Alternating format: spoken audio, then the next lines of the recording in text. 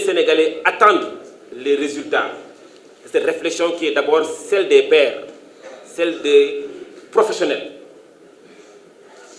Et je me réjouis que cette réflexion soit également inclusive, parce que les Sénégalais, qui sont les principaux consommateurs de cette nourriture qu'est l'information, tantôt on parle de maïs, tantôt on parle de nourriture, en tout cas les Sénégalais, les principaux consommateurs de cette nourriture, de ces informations que vous diffusez, vous attendent aussi, vous attendent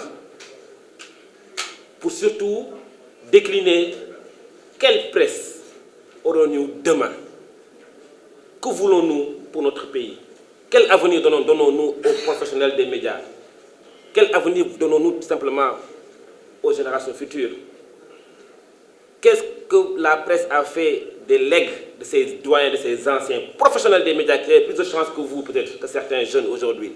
Parce qu'ils étaient bien formés, ils étaient rigoureux, ils étaient surtout, il y a un mot que je n'ai malheureusement pas entendu dans cette bréviaire de Monsieur le Président Sylla, que je félicite. Voilà ce que le Sénégal attend, que ces doyens, ces professionnels, connus, reconnus et respectés dans le milieu, puissent aujourd'hui transmettre aux générations présentes, aux générations futures, ces compétences.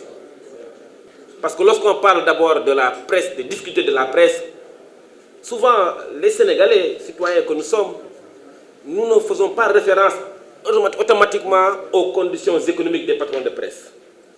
Nous ne faisons pas référence aux difficultés, à la précarité des journalistes, des jeunes journalistes et des techniciens des médias. Lorsqu'on parle de la problématique de la presse au Sénégal, toutes les idées convergent vers l'anarchie, la perception d'anarchie qu'il y a dans la manière de transmettre l'information au Sénégal. Et je dis souvent, lorsque nous avons une information qui nous vient de l'extérieur, même chez nos voisins africains, nous avons tous une présomption de véracité de l'information. Et contrairement à chez nous, lorsque nous avons une information qui nous tombe d'un média national, nous avons tous une présomption de désinformation. Et ce qui n'est pas du tout normal.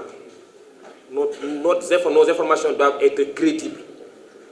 Parce que nous devons tous avoir cette présomption de crédibilité de l'information fournie par nos journalistes et nos professionnels de médias. Nous avons les meilleurs en Afrique. Nous avons les meilleurs en Afrique. Je n'ose pas dire que nous sommes les meilleurs en Afrique. Les journalistes sénégalais sont bons, sont pertinents. Quand je jette un regard dans cette salle, je vois des compétences. Je vois des gens qui ont la plume, des gens qui ont l'aura, des personnes compétentes et rigoureuses sont dans ce pays. Et des jeunes pertinents aussi sont dans ce pays. Donc les ressources humaines de qualité sont là. Maintenant, il ne faut jamais laisser les conditions économiques, les circonstances politico-économiques et sociaux du pays puissent dénaturer ce qu'on appelle un journaliste. C'est un refus que vous-même, professionnels, parce qu'il s'agit de l'avenir de votre profession. Parce que les autres professions s'organisent, les avocats s'organisent, les huissiers s'organisent, les notaires s'organisent, les experts comptables s'organisent, tout le monde s'organise. Et si demain, aujourd'hui, la violence que vous devez vous faire, vous en tant que journaliste, pour asseoir un métier qui fait rêver ceux qui en veulent, vous devez aujourd'hui, ou en tout cas dans les années à venir, être comme ce qu'on appelle les agneaux du sacrifice. C'est vous qu'on doit sacrifier aujourd'hui pour que demain, quand on dit que telle personne est journaliste, que cette personne-là soit la fierté du pays. Il y a des personnes qui n'ont pas leur place aujourd'hui dans la profession. C'est une réalité.